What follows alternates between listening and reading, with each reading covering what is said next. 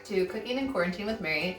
I'm Mary, and I just want to tell everybody thank you so much for all of your support, for everybody that's watching our videos, for sharing on Facebook. We love you all, and we hope that your quarantining time is treating you well and you're enjoying our recipes. Today it's gross outside, so we are making soup. We're making pinto bean soup. You can use whatever kind of beans that you want, whatever you have in your pantry, and whatever stock you have. I am using chicken stock. This is actually a homemade chicken stock that I made last night with whole chicken and some veggies. If you guys want to see a video on how to make homemade chicken stock, comment down below and we can get a video out to you. So I'm using pinto beans. When you're cooking beans, 1 cup of beans dried equals about 3 cups of beans when they're cooked. So that'll kind of help you figure out how much you need for your family. I'm making a ton of beans because we're gonna use the leftover bean soup in tomorrow's video for refried beans and Mexican rice. And because I like onions, I always put onions in my stock. We'll take out the onion before we use our soup. So we're gonna dump these in, get them cooking. The thing about beans to remember is they take a long time. So if you don't have at least 4 hours, this isn't the meal for you.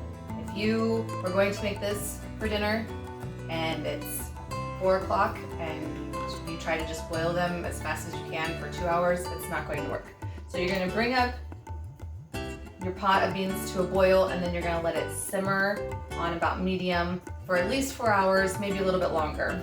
You're gonna wanna keep an eye on them. Just keep adding liquid and water if you start drying out. So we're gonna come back to you when these are all nice and plump and ready to eat, and we're gonna make some cornbread. We'll see you then. All right, it's been just over 4 hours and our beans are all done. So nice and tender. They thickened up a little bit. I did add water probably like 3 or 4 times, and I did add some salt and pepper to taste. So next we're gonna make the cornbread. The cornbread has a little bit more ingredients than what we've been dealing with so far, and it requires some baking. Baking is a whole different ball game compared to cooking. So with baking, you're gonna really wanna follow the recipe, which I have in the description for you. Like with every meal that we do, we always have the recipe in the description. So we're gonna start with the dry ingredients. So in here I have flour, salt, and baking powder. We have cornmeal and sugar. This cornbread is a little bit sweeter than other cornbreads. It has a little bit more sugar.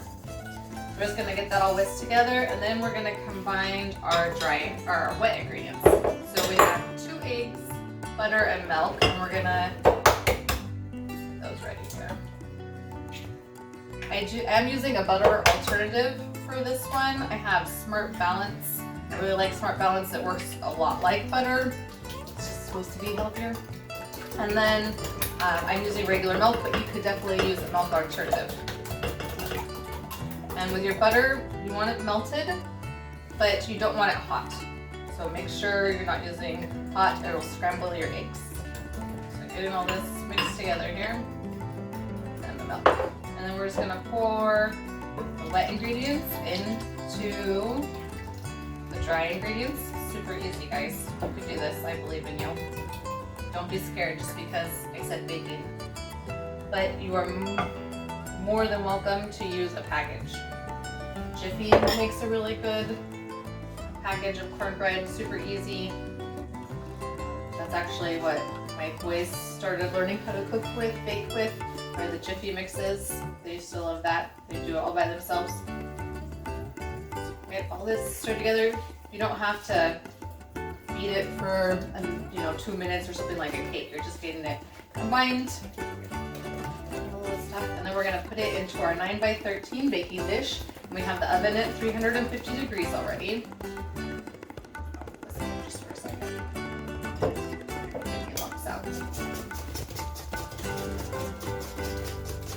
Alright, so we're going to put this in the oven. And we'll be back when it's done.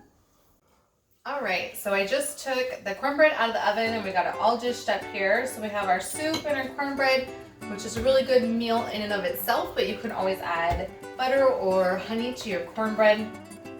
And for the soup, cheese, sour cream, salsa, cilantro, any good toppings that you like.